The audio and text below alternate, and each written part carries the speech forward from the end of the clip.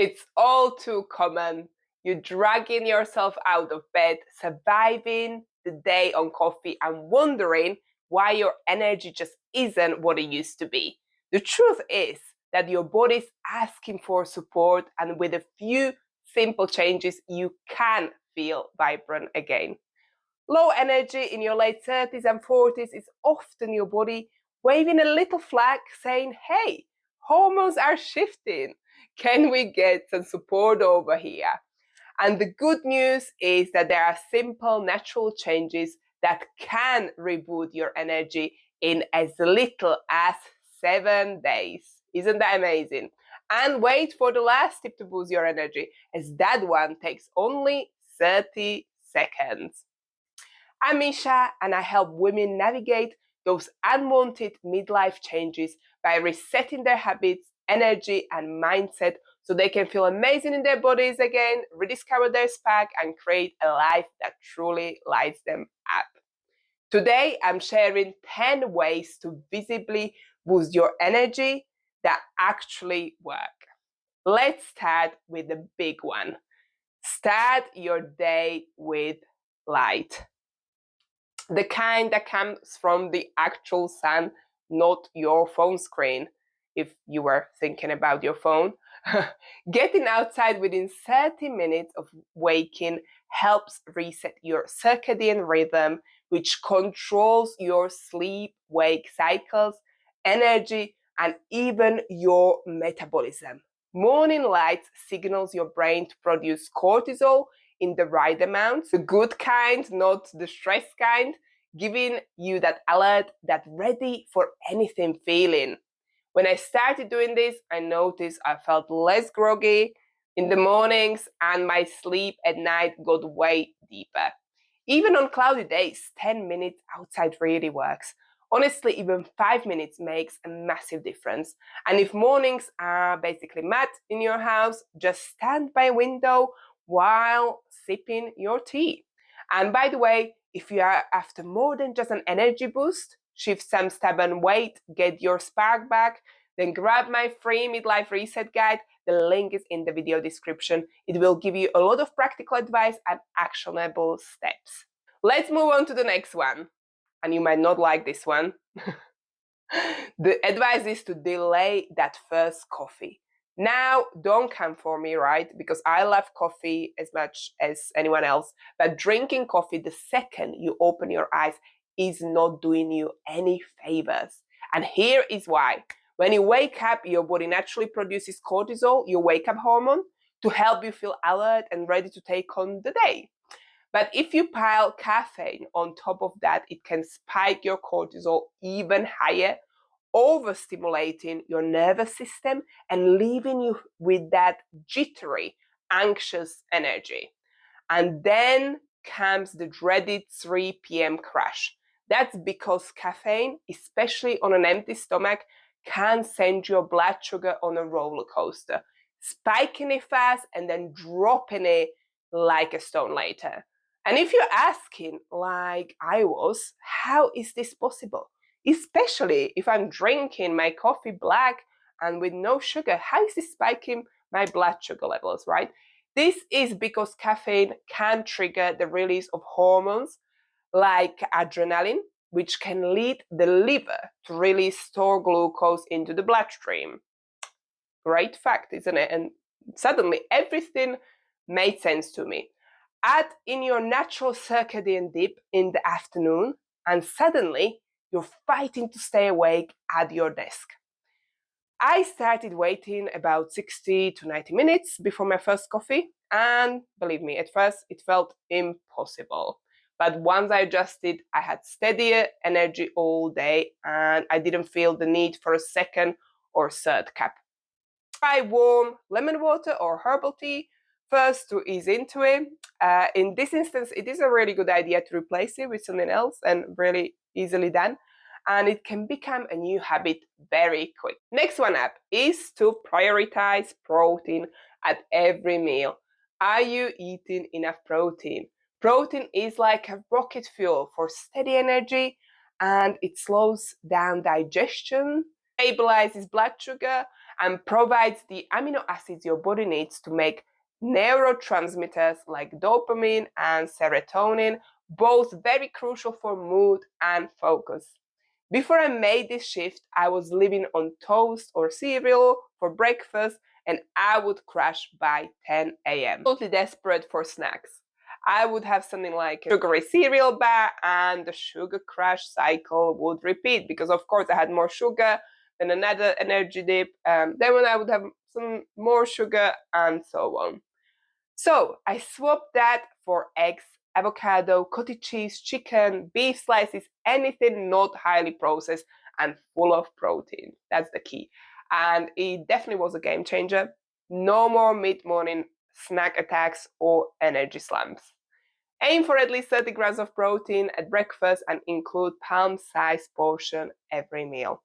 Think eggs, Greek yogurt, high-quality meats, fish, or plant-based options like lentils or tofu is absolutely great.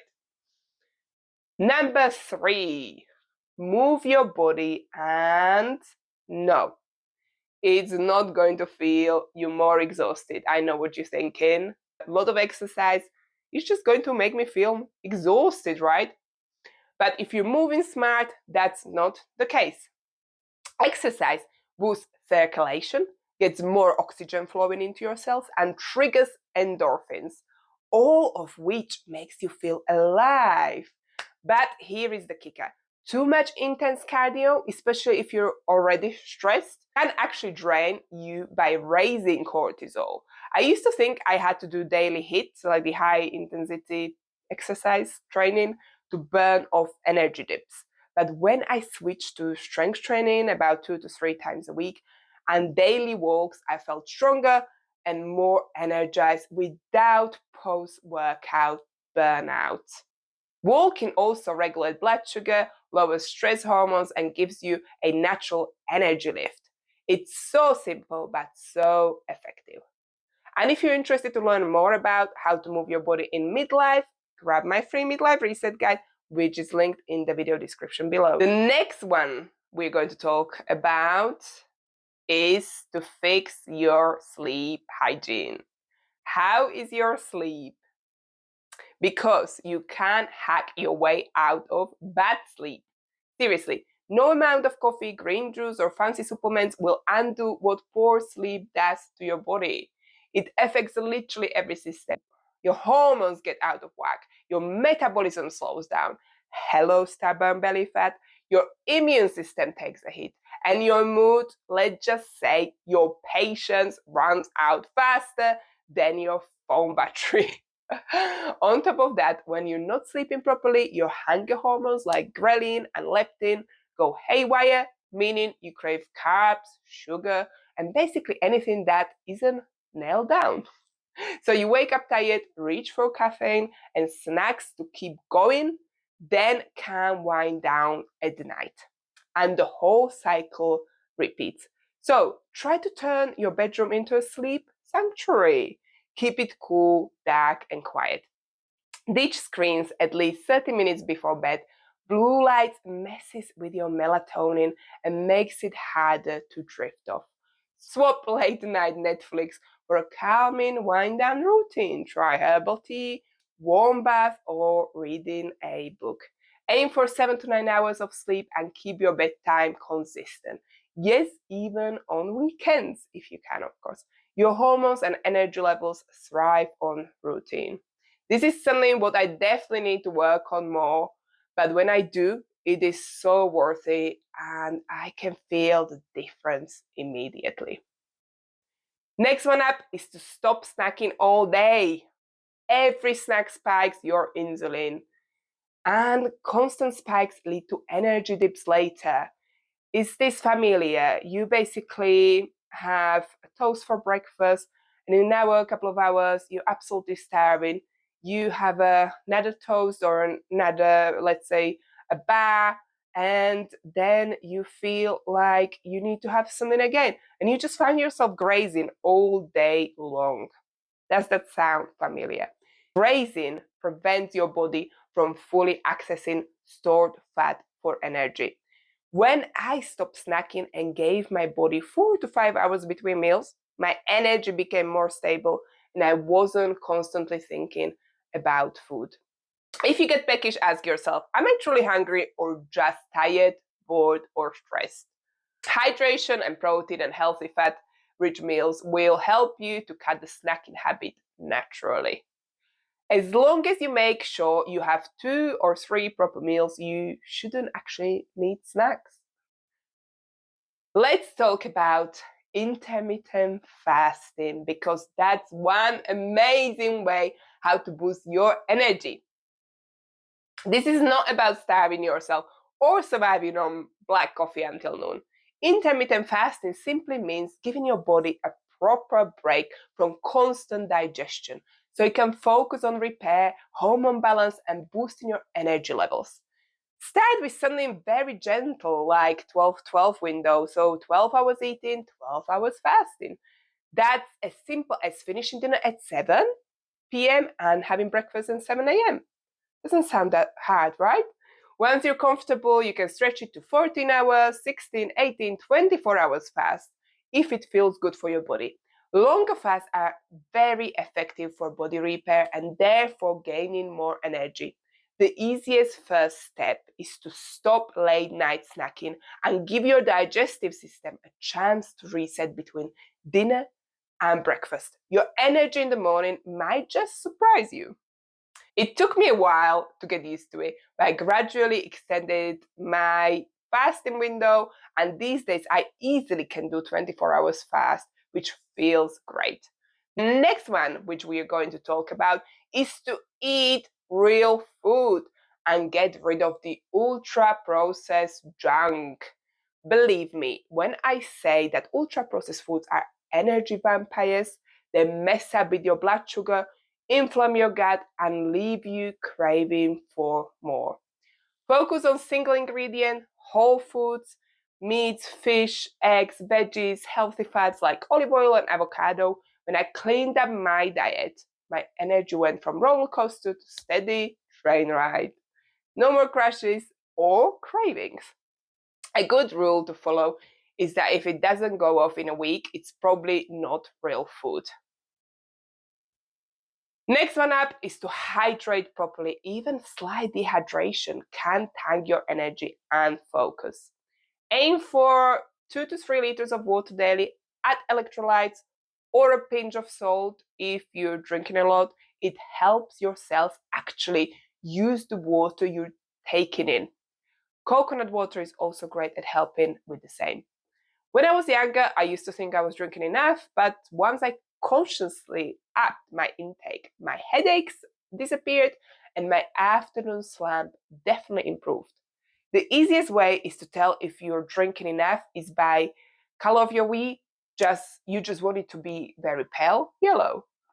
And the last thing on my list is to try cold therapy. And okay, this one's not for everyone, but even a 30-second blast of cold water at the end of your shower can increase your circulation, fire up mitochondria, your cells' energy powerhouses, and leave you feeling wide awake. I am not going to lie, I still really struggle with this one. Despite the fact that it works so well, I'm just the kind of person who likes to be warm, and I definitely prefer always hot shower than cold shower. But I will keep trying to see if I can get used to it one day, because it is so worth it and such an easy way to boost your energy.